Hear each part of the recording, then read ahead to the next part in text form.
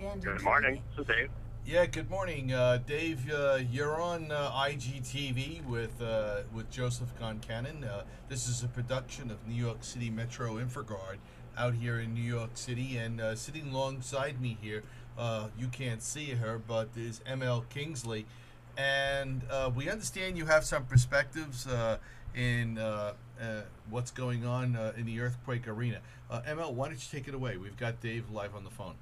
Great, thanks so Morning. much, Dave. I realize that you're, on your way. It's 3 hours earlier where you are, but knowing that you just conducted a very significant earthquake tabletop exercise for your California business community and responders, etc.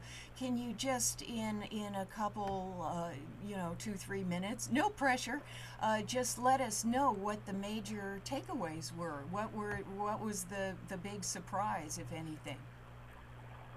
Well, yes, we conducted an exercise on March 24th. It was called the Fracture Fault Line, Now What?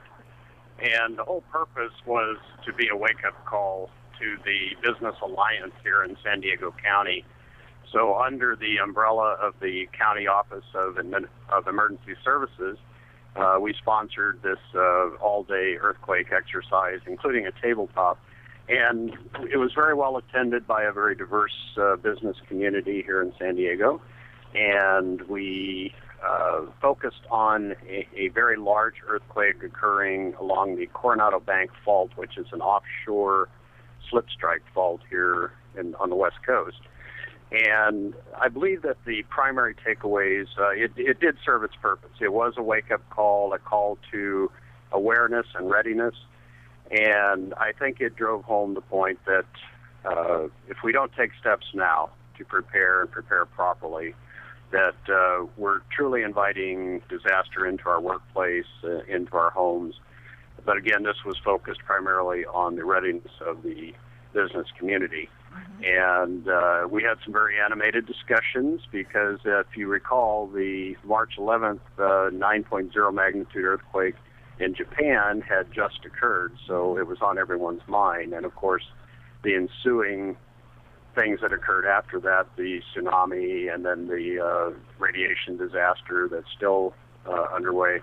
So it truly was a wake-up call, and I believe that those who participated took away some very good tools that they can go back to their businesses and implement immediately.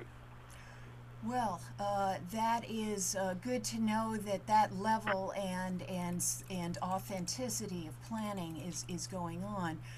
One of the things I'm going to ask Bradley Lide, if we're able to get him, but we got you, so thanks so much for that, is the building codes, and that's another piece of this whole thing. But really, the human behavior, as you say, is very crucial, and having, I think when we talked earlier, Dave, you said it almost has to be muscle memory to be able to respond appropriately, and even people who would be steeped in this kind of preparedness may not, I gathered, be quite as up on the proper reactions as they might have thought. So wake-up call, very definitely, and thank you so much. I hope you have a great day, and be safe. Well, thank you. I think that just to cap this off, this discussion, the preparedness is truly a bell-shaped curve. People get excited.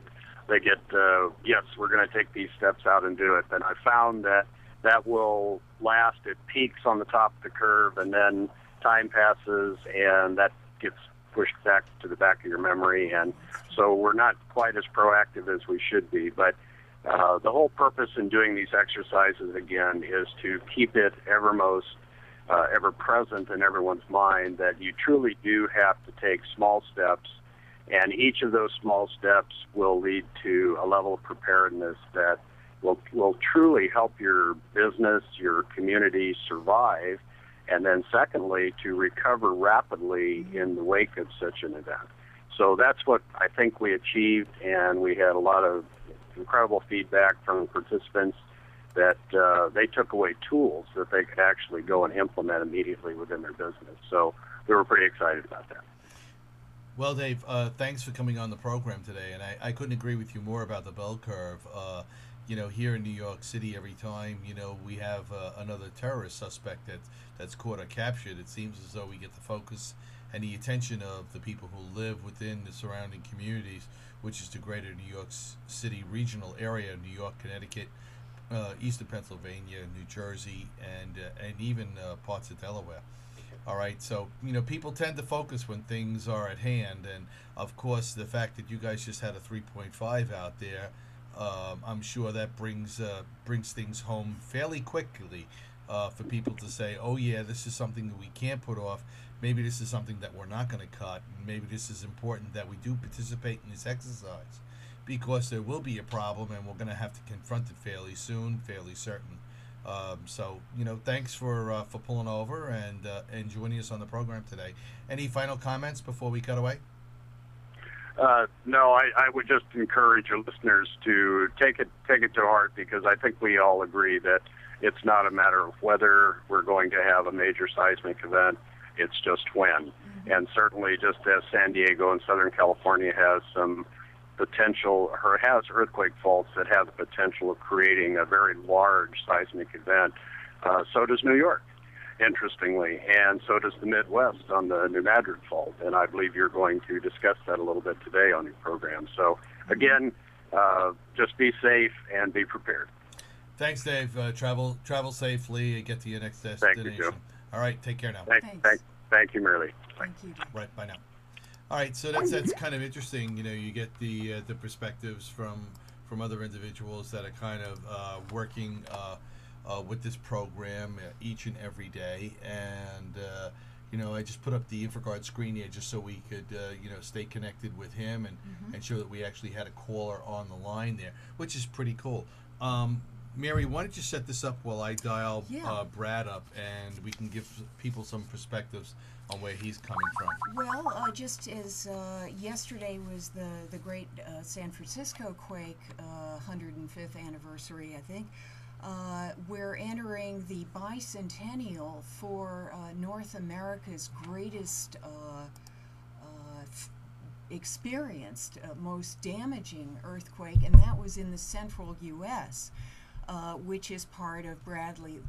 Lide is in the Nashville, Tennessee area. Tennessee is one of the 8 states involved in 2 upcoming events, both the bicentennial, which commemorates the 1811 and 1812. There were 3 earthquakes of 8-point and higher in the 8-point range magnitude. And also on April 28th, an exercise called the Great Shakeout through FEMA and the National Earthquake Hazards Reduction Program. And these agencies are mercifully all working together somehow. And that's got over 1 million people signed up. So Tennessee is one of those states, and I was really curious if Bradley, being very experienced in the emergency management, etc., former president of Mid-Tennessee InfraGard and on the National InfraGard Board, as well as having his own IT security business, the Cyber Angel. What do you have to tell us about the state of preparedness for the Tennessee region? Do people think this is real? I mean, it's supposed to have like a 90-something% probability of having a sizable quake in the next 50 years. So, like Dave said, it's not whether, it's when. And good morning, Bradley. I'm sorry, ML. I didn't mean to step on you there. Could you just give us a quick audio check? Good morning, Joe. All right, terrific. We've got ML Kingsley in studio with us this morning, and I hope that you've been listening to her and what she's been talking about. And we were just on with Dave out on the West Coast as well. What's your perspective from the Tennessee point? Well, there's not as much buzz here in Tennessee as I would have thought there would have been, especially with the oncoming Great Shakeout exercise. But over in the Memphis area, they do have several really valid concerns that I think Mary Lee has already touched on a bit. The building codes there are really inadequate. While they have done a lot of things with the roadways, a lot of the overpasses have some assisted suspension devices with them to help in the event of an earthquake. Most of the building codes are not up to snuff. If any of y'all out there listening know about the Memphis Pyramid, which is where the Memphis Grizzlies played basketball for several years, it's now vacated, and they were going to turn it into a Bass Pro Shop, but because of their new looking at the building codes there, they've not allowed that to go forward because it doesn't meet the specifications to be able to handle that type of a expected quake. And soil liquefaction is a huge issue out there because of the composition of the soil. They say that Memphis literally will slide off into the Mississippi if the focus of a New Madrid quake is at the southern end of the fault line, down closer toward Memphis. So they have a lot of real anticipation of property damage, there in the western part of the state. Yeah, it's a pretty serious estimate there. Memphis sliding into the Mississippi, yeah. Yeah, they say the same thing about Little Rock, Arkansas, as well. If the quake, there's been a lot of activity in Arkansas. There's a town I think about 40 miles north of Little Rock that's been having, dozens of quakes daily. I mean, albeit, 2.5, 3.5 version quakes. Some people are associating that with drilling for the shale oil, but they've stopped that drilling and they're still having these repeated quakes. A lot of people are feeling that's a precursor to some larger seismic activity out there related to the New Madrid Fault. But the soil composition in Little Rock is very much the same, and as the Arkansas River flows through the center of town, they face that same similar situation of sliding off into the river, of that soil liquefaction being probably the most damaging effect of the earthquake. Yeah, I know for a while up here in New York City, they were worried about the World Financial Center down in Battery Park, since most of that is not man-made. I mean, it is man-made. Most of it's not natural. And Right. they had the Army Corps of Engineers go down there and actually put sensors down below so they could actually monitor the activity on the ocean floor and actually, find out whether or not there was any, detectable movement down there or vibration that anybody, would pick up. And that's part of the whole preparedness plan here in the city of New York. And that's all within the last 10 years. That's not something that's been around for a while. That's all fairly fresh and fairly new. ML, any other perspective from Bradley that you want to do? I know we're a little tight on time here. Well, I think is there some feedback? Yeah, apparently a little I feedback. think that's at Bradley's end. Yeah, all right, go ahead. Go ahead, ML. That was very, very good to know, Bradley, about the building codes. That's, America, especially now, tends to be very short term. Unfortunately, just what's right in front. But this kind of stuff could really happen. It's just something to consider, and people sort of throw up their hands and think, oh, there's nothing I can do. There's plenty you can do. And just check online. There's all kinds of, we've gone from the duck and cover, the Cuban Missile Crisis, which one has little faith, that a desk is going to protect you from nuclear fallout, but it will protect you from debris. And that's why, for example, in an earthquake, you're supposed to, seek that kind of shelter and just sort of, try to go with the flow and hope for the best. But there's all kinds of tips available, preparedness, that are very doable. And Well, perhaps what we could do is we could bring some of that up on the chat so people can get some of those links as Exactly. we go on. I know we're running tight on time here. I've got about 15 seconds left. Brad, any closing thoughts from you? Sure. There's two other major concerns that we see over here in the state. One, of course, is the transportation routes. Interstate 40 and I-55 both cross there in Memphis, across the Mississippi River, as well as several rail lines from there all the way up to St. Louis.